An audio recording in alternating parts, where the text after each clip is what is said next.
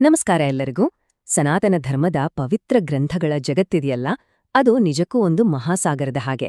ತುಂಬ ವಿಶಾಲ, ತುಂಬ ಆಳ. ಹಾಗಿರುವಾಗ ಆ ಜ್ಞಾನಸಾಗರದಲ್ಲಿ ದಾರಿ ಕಂಡುಕೊಳ್ಳೋದು ಹೇಗೆ? ಅದಕ್ಕಾಗಿಯೇ ಇವತ್ತು ನಾವು ಒಂದು ಸ್ಪಷ್ಟವಾದ ನಕ್ಷೆಯನ್ನ, ಅಂದ್ರೆ ನಮ್ಮ ಸನಾತನ ಗ್ರಂಥಗಳ ಒಂದು ವಂಶವೃಕ್ಷವನ್ನೇ ರಚಿಸೋಣ. ಸರಿ, ಈಗೊಂದು ಸಾಮಾನ್ಯವಾದ ಪ್ರಶ್ನೆಗೆ ಬರೋಣ. ಇದು ನಮ್ಮಲ್ಲಿ ಬಹಳಷ್ಟು ಜನರ ಮನ್ಸಲ್ಲಿ ಬಂದಿರುತ್ತೆ ನೋಡಿ. ಇಸ್ಲಾಂಗೆ ಕುರಾನ್, ಕ್ರಿಶ್ಚಿಯಾನಿಟಿಗೆ ಬೈಬಲ್. ಹಾಗಾದ್ರೆ ಹಿಂದೂ ಧರ್ಮಕ್ಕೆ ಅಂದ್ರೆ ಸನಾತನ ಧರ್ಮಕ್ಕೆ ಭಗವದ್ಗೀತೆ ಸರಿಯಲ್ವಾ? ಇದು ಕೇಳೋಕೆ ತುಂಬಾ ಸರಿ ಅನ್ಸತ್ತೆ. ಆದ್ರೆ ಆ ಉತ್ತರ ಪೂರ್ತಿಯಾಗಿ ಸರಿಯಿಲ್ಲ. ಯಾಕಂತೀರಾ? ಯಾಕಂದ್ರೆ ಈ ಒಂದು ಸಣ್ಣ ತಪ್ಪು ತಿಳುವಳಿಕೆ ಇದೆಯಲ್ಲ, ಅದೇ ನಮ್ಗೆ ಒಂದು ದೊಡ್ಡ ಅದ್ಭುತವಾದ ಜ್ಞಾನದ ಜಗತ್ತಿನ ಬಾಗಿಲನ್ನು ತೆರೆಯುತ್ತೆ. ಹಾಗಾದ್ರೆ ಬನ್ನಿ, ತಡ ಮಾಡೋದು ಬೇಡ, ನಮ್ಮ ಸನಾತನ ಧರ್ಮದ ಪವಿತ್ರ ಗ್ರಂಥಗಳ ಆ ವಂಶವೃಕ್ಷವನ್ನ ಒಟ್ಟಿಗೆ ಸೇರಿ ಅನ್ವೇಷಿಸೋಣ. ಈ ಜ್ಞಾನದ ಮರವೇ ನಮ್ಗೆ ದಾರಿ ತೋರಿಸುತ್ತೆ. ಓಕೆ, ನಮ್ಮ ಇವತ್ತಿನ ಪಯಣದ ದಾರಿ ಹೀಗಿದೆ. ಮೊದಲು ಒಂದು ತಪ್ಪು ಕಲ್ಪನೆಯಿಂದ ಶುರು ಮಾಡಿ ಆಮೇಲೆ ವೇದಗಳು ಮತ್ತು ಅಂಗಗಳ ಅಡಿಪಾಯಕ್ಕೆ ಹೋಗೋಣ. ನಂತರ ಉಪಾಂಗಗಳು ಮತ್ತು ಪುರಾಣಗಳ ಬಗ್ಗೆ ತಿಳಿದುಕೊಂಡು ದರ್ಶನಗಳ ತತ್ವಶಾಸ್ತ್ರವನ್ನ ನೋಡಿ, ಕೊನೆಯಗೆ ನಮ್ಮ ಪರಂಪರೆ ಮತ್ತು ಕರ್ತವ್ಯದ ಬಗ್ಗೆ ಮಾತಾಡಿ ಮುಗಿಸೋಣ. ಸರಿ, ಯಾವುದೇ ಮರವನ್ನ ಅರ್ಥ ಮಾಡ್ಕೋಬೇಕಂದ್ರೆ ಮೊದಲು ಅದರ ಬೇರುಗಳಿಂದಲೇ ಶುರು ಮಾಡ್ಬೇಕು ಅಲ್ವಾ? ಹಾಗೇನೆ ನಮ್ಮ ಜ್ಞಾನವೃಕ್ಷದ ಅಡಿಪಾಯ, ಅದರ ಬೇರುಗಳು, ವೇದಗಳು ಮತ್ತು ಅಂಗಗಳು. ನಮ್ಮ ಪ್ರಾಚೀನ ಸಂಪ್ರದಾಯದ ಮೂಲವೇ ಇದು. ಈ ಇಡೀ ಜ್ಞಾನದ ಕಟ್ಟಡಕ್ಕೆ ಅಡಿಪಾಯವಾಗಿರೋದು 4. ಹೌದು, 4 ಪ್ರಮುಖ ವೇದಗಳು. ಇವುಗಳೇ ಸನಾತನ ಜ್ಞಾನದ ಮೂಲ ಸ್ತಂಭಗಳು.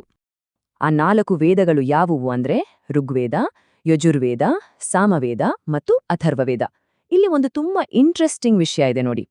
ಪ್ರತಿಯೊಂದು ವೇದಕ್ಕೂ ಒಂದು ಉಪವೇದ ಇದೆ, ಅಂದ್ರೆ ಅದಕ್ಕೊಂದು ಪ್ರಾಕ್ಟಿಕಲ್ ಅಪ್ಲಿಕೇಶನ್ ಇದೆ.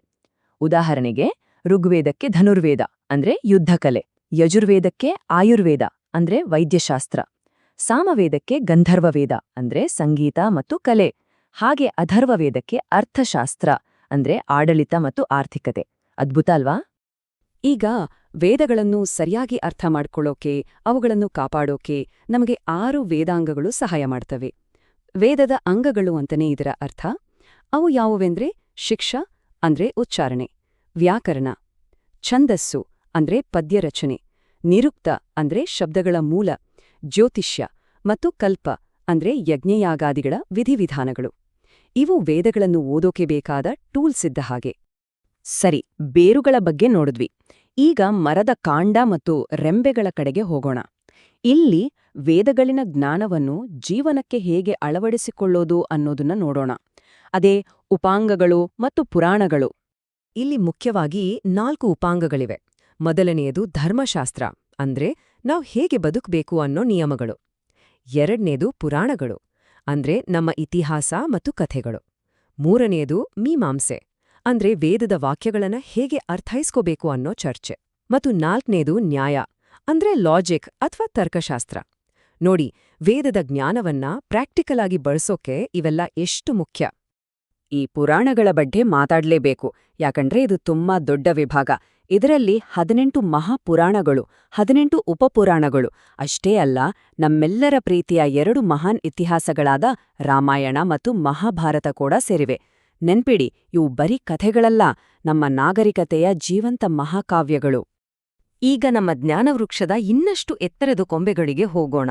ಇಲ್ಲಿ ನಮ್ಗೆ ಸಿಗೋದು ತತ್ವಶಾಸ್ತ್ರ, ಅಂದ್ರೆ ದರ್ಶನಗಳು, ನಮ್ಮ ಸಂಸ್ಕೃತಿಯ ಮಹಾನ್ ವಿಚಾರಧಾರೆಗಳು. ಹಾಗಾದ್ರೆ ದರ್ಶನ ಅಂದ್ರೆ ಏನು? ದರ್ಶನ ಅಂದ್ರೆ ನೋಡೋದು, ಒಂದು ದೃಷ್ಟಿಕೋನ. ಇದು ವೇದಗಳ ಜ್ಞಾನವನ್ನು ಅರ್ಥೈಸಿಕೊಳ್ಳುವ ಬೇರೆ ಬೇರೆ ತಾತ್ವಿಕ ದೃಷ್ಟಿಕೋನಗಳು. ಒಂದೇ ಸತ್ಯವನ್ನು ಬೇರೆ ಬೇರೆ ದಾರಿಗಳಿಂದ ನೋಡುವ ಪ್ರಯತ್ನ. ಈ ದರ್ಶನಗಳಲ್ಲಿ ಮುಖ್ಯವಾಗಿ 2 ವಿಧ. ಮೊದಲನೆಯದು ಆಸ್ತಿಕ, ಅಂದ್ರೆ ವೇದಗಳನ್ನೇ ಪರಮಪ್ರಮಾಣ ಅಂತ ಒಪ್ಪಿಕೊಳ್ಳುವ ದರ್ಶನಗಳು. ಇವು 6 ಇವೆ. ಇನ್ನೊಂದು ನಾಸ್ತಿಕ, ಇವು ವೇದಗಳ ಅಧಿಕಾರವನ್ನ ಒಪ್ಪಿಕೊಳ್ಳುವುದಿಲ್ಲ. ಇವುಗಳಲ್ಲಿ 3 ಮುಖ್ಯ ಶಾಲೆಗಳಿವೆ. ತುಂಬಾ ಸರಳವಾದ ವಿಂಗಡಣೆ.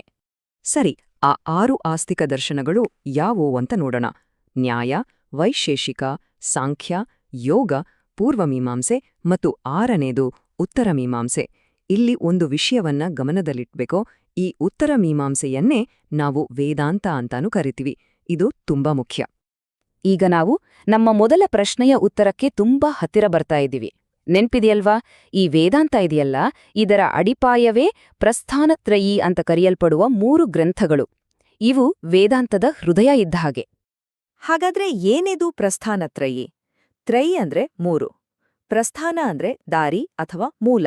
ಅಂದ್ರೆ ವೇದಾಂತ ತತ್ವಶಾಸ್ತ್ರದ 3 ಮೂಲ ಗ್ರಂಥಗಳು ಅಥವಾ 3 ಆಧಾರ ಸ್ತಂಭಗಳು. ಇವೇ ವೇದಾಂತದ ಫೌಂಡೇಶನ್. ಮತ್ತು ಆ 3 ಆಧಾರ ಸ್ತಂಭಗಳು ಯಾವುವು ಗೊತ್ತಾ? ಮೊದಲನೆಯದು ಉಪನಿಷತ್ತುಗಳು, ಎರಡನೆಯದು ಬ್ರಹ್ಮಸೂತ್ರಗಳು ಮತ್ತು ಮೂರನೆಯದು, ಹೌದು, ನೀವು ಊಹಿಸಿದ್ದು ಸರಿ, ನಮ್ಮ ಭಗವದ್ಗೀತೆ. ಈಗ ನಿಮಗೆ ಸಂಪೂರ್ಣ ಚಿತ್ರಣ ಸಿಕ್ಕಿರ್ಬೇಕು. ನಾವು ಶುರು ಮಾಡಿದ ಪ್ರಶ್ನೆಗೆ ಉತ್ತರ ಇಲ್ಲೇ ಇದೆ. ಭಗವದ್ಗೀತೆ ಸನಾತನ ಧರ್ಮದ ಒಂದೇ ಒಂದು ಗ್ರಂಥ ಅಲ್ಲ. ಬದಲಾಗಿ ಅದು ವೇದಾಂತ ಅನ್ನುವ ಒಂದು ದೊಡ್ಡ ಶಾಖೆಯ 3 ಪ್ರಮುಖ ಆಧಾರಗಳಲ್ಲಿ ಒಂದು. ಈ ಇಡೀ ಜ್ಞಾನ ವೃಕ್ಷದ ಒಂದು ಅತ್ಯಮೂಲ್ಯ ಹಣ್ಣು ಅದು.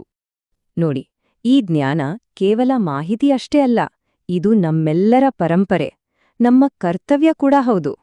ಈ ಮಹಾನ್ ಸಂಪ್ರದಾಯದಲ್ಲಿ ನಮ್ಮ ಸ್ಥಾನ ಏನು ಅನ್ನೋದನ್ನ ಅರ್ಥ ಮಾಡಿಕೊಳ್ಳಕ್ಕೆ ಇದು ಸಹಾಯ ಮಾಡುತ್ತೆ. ಇದು ನಮ್ಮ ಮೂಲ, ನಮ್ಮೆಲ್ಲರ ಬೇರುಗಳು. ಈ ಜ್ಞಾನದ ರಾಶಿ ಬರೀ ಪುಸ್ತಕಗಳಲ್ಲಿ ಬಂಧಿಯಾಗಿಲ್ಲ. ಇದು ನಮ್ಮ ಸಂಸ್ಕೃತಿಯಲ್ಲಿ, ನಮ್ಮ ಅಸ್ತಿತ್ವದ ಪ್ರತಿ ಕ್ಷಣದಲ್ಲೂ ಆಳವಾಗಿ ಬೆರೆತು ಹೋಗಿದ. ಹಾಗಾಗಿ ಮುಂದಿನ ಸಲ ಯಾರಾದ್ರೂ ಬಂದು ಭಗವದ್ಗೀತೆ ಹಿಂದೂಗಳ ಬೈಬಲ್ಲ ಅಂತ ಕೇಳಿದ್ರೆ ಅವರಿಗೆ ಹೌದು ಅಥವಾ ಇಲ್ಲ ಅಂತ ಒಂದೇ ಮಾತಲ್ಲಿ ಉತ್ತರ ಕೊಡೋ ಬದಲು ಈ ಇಡೀ ನಕ್ಷೆಯನ್ನೇ ಅವ್ರ ಮುಂದಿಡಿ. ಈ ಜ್ಞಾನವನ್ನು ಎಲ್ಲರೊಂದಿಗೆ ಹೆಮ್ಮೆಯಿಂದ ಹಂಚಿಕೊಳ್ಳೋಣ. ಮೊದಲು ನಾವು ಇದನ್ನ ಸರಿಯಾಗಿ ಅರ್ಥ ಮಾಡ್ಕೊಂಡು ನಮ್ಮ ಮುಂದಿನ ಪೀಳಿಗೆಗೆ ತಲುಪಿಸೋದು ನಮ್ಮೆಲ್ಲರ ಧರ್ಮ, ನಮ್ಮೆಲ್ಲರ ಕರ್ತವ್ಯ. ಎಲ್ಲರಿಗೂ ಧನ್ಯವಾದಗಳು.